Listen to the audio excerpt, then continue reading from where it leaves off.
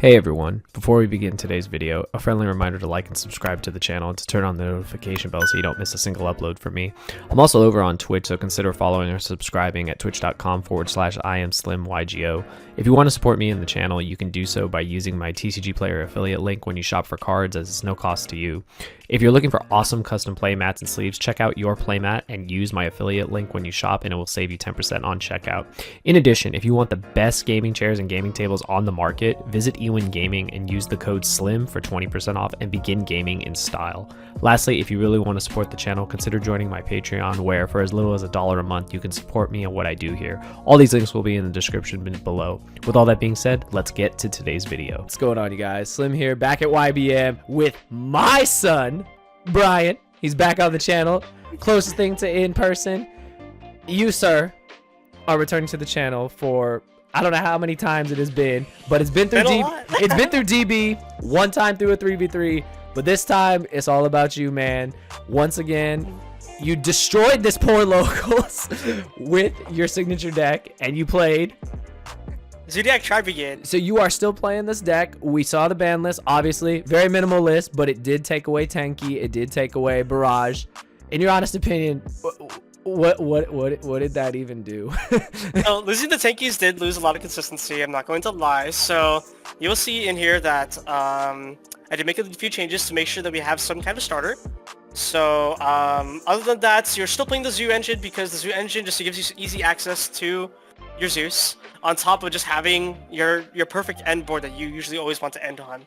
So no matter what, you lost that extra extender. Losing that is very sad. Now your deck is really only 2 summons. Yeah, but clearly the deck is still heavily represented. It's easily one of the best decks of the format. We're gonna see that, you know, continuing on, and we're gonna see even like when Bode comes out, like how, you know, if it'll even matter. Like TRI-BRIGADE will still be able to tear through those decks, but it's awesome that you're sticking with it. Before we get into it though, do you have any shout outs? Shoutouts to first Anyone's Game. Anyone's Game is a part of the entire like YBM Colton Riverside community. We have a couple people like further LA. It's just a bunch of friends that we usually just talk and we theorize and we just hang out. It's mostly the people who usually top on this channel. So you get to meet and greet us every once in a while. If you ever see us in like at Frankenstein's, ever see us at maybe regionals whenever it comes back, make sure to give us a give us like a handshake. We'd love to meet you. Yeah, definitely. And shoutouts to my pop Slim. Slim is awesome. Shoutouts to YBM. Shoutouts to Team Supreme. It's a bunch of another group of guys who are pretty good at this game.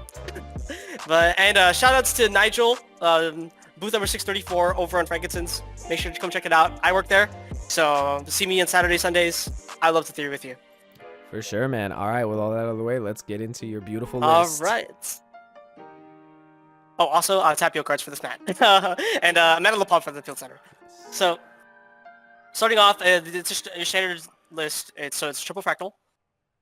Nothing's really changed for this engine. So the triple kits, triple Nerval, double Keras. So these are just a TRI-BRIGADE engine. A lot of times I opted to go for a third one, but there really isn't any space to go for a third one. And seeing this by itself is probably not like your most favorite card. So moving on, your starters.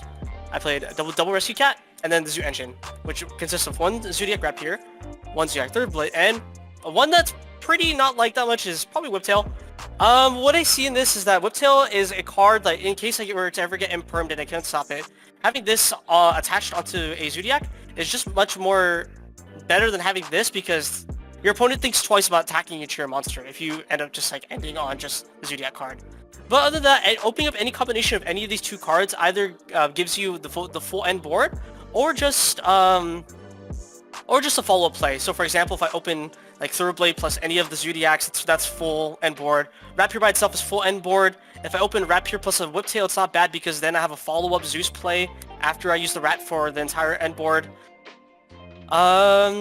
I like this over the second Thoroughblade. I'm so glad that I'm starting to play this card, because this card comes up a lot often, especially the banish portion. Like, who would have thought like the banish portion like actually like really mattered? It outs Winda. And we do have a lot of Shaddoll players in our locals, so that's how unfortunate it is. So hand trap lineup is a little bit awkward. It is the 3 Ash, which standard. I played 2 Veiler. I used to play 3 all the time, but I needed to make space for this last card, which is 1 more Nibiru. Nibiru has been getting a lot of popularity as recently, especially over in my locals and a lot on when I test on DB. This card saves me from losing my board whenever I go normal summon rat or I go normal summon rescue cat, because there is the 5th summon in which I'm not able to really get to my revolt. If I'm able to use this card, which I'm going to be talking to you about, to stop that Nibiru, then it allows me to pretty much end on the best board I can. So moving on, next 3 cards are the Crosse Ave Designator.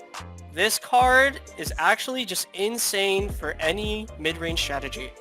Any mid-range strategy or any strategy that allows you to have these extra open spots to play around this card, to play around like the cards that you're fragile to, like Veilers, Imperms, all that. It allows you to also have like a really good card in for games 2 and 3. The one thing people are forgetting is that your sideboard also helps out with this card, because you could stop cards like Lightning Storm. If you side it, you could start cards like Twin Twisters. You could stop the Lancia that's going to stop your entire turn. This card is very, very important in the deck, and you probably must play this card if you're ever trying to like improve a TRI-BRIGADE. It's just you'll see the side deck, but this stops the most important part of the cards, which is like Veiler and Imperm, which more than likely you're gonna get hit by those in against any deck.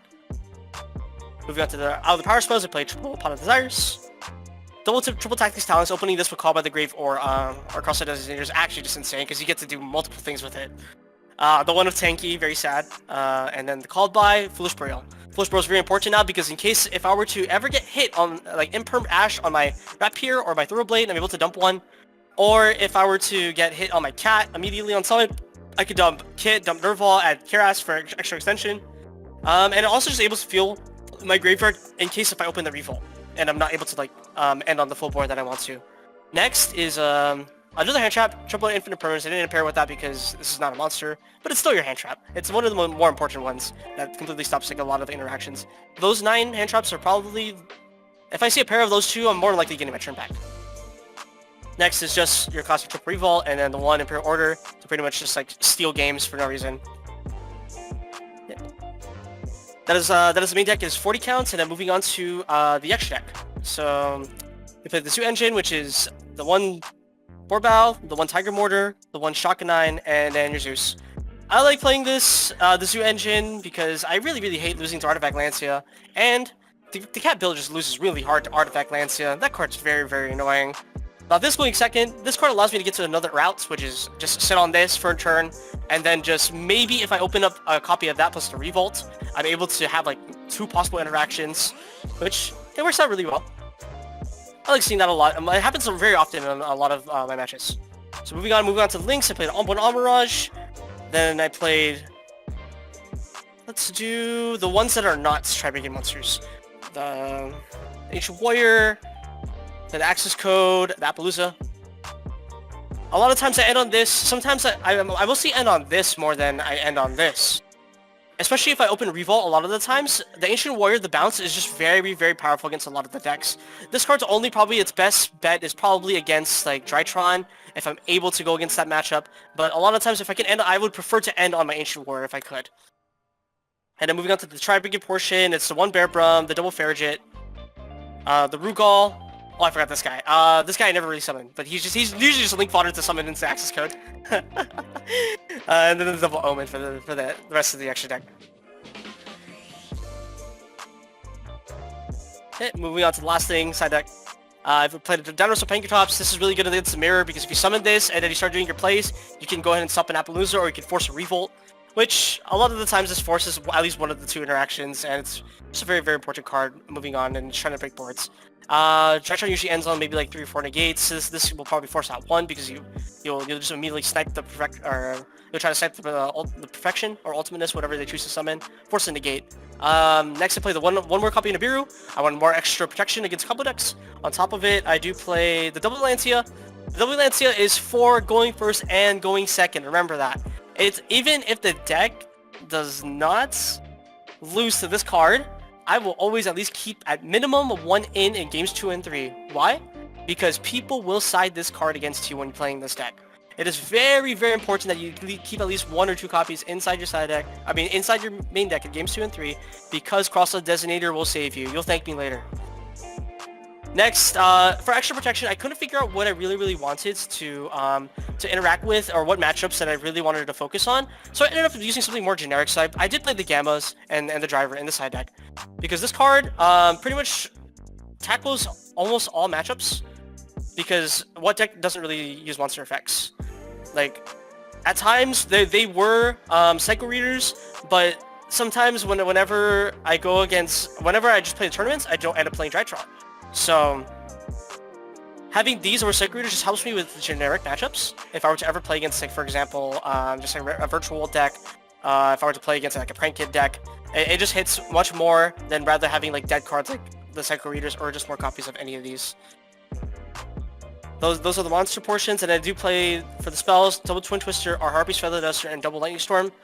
So one of the hard parts about this is that in games 2 and 3, side decking with Crosse Ave Designator in my deck is very difficult to do, because I would have to try to at least keep at least one of these copies if I know, or if I can probably take a guess on what my opponent's going to side against me.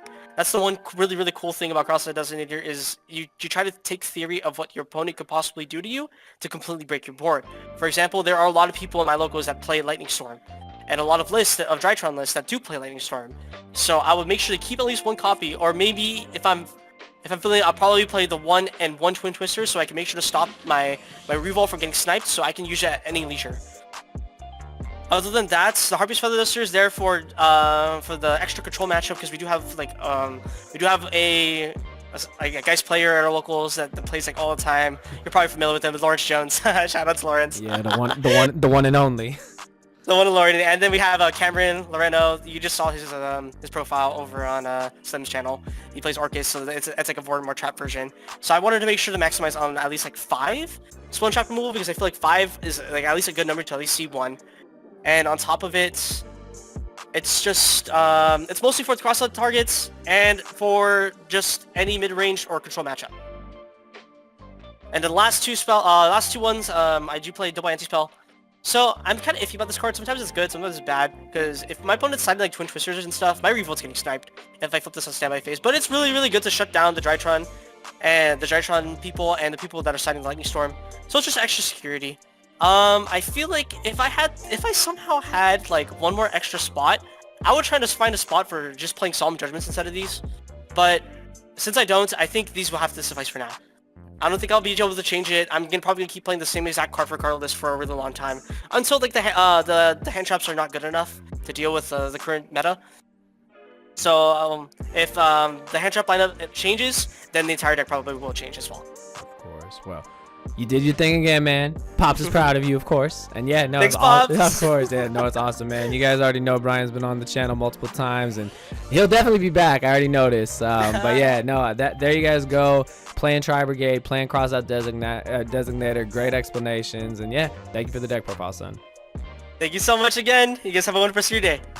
Thank you all for watching the video. I hope you guys enjoyed, and a special thanks to all my patrons. It's because of you, after all these years, I'm still able to make this type of content. Hopefully you guys will check out some of the videos that are suggested here for you, and just remember, you guys, it's not just a game, it's a lifestyle.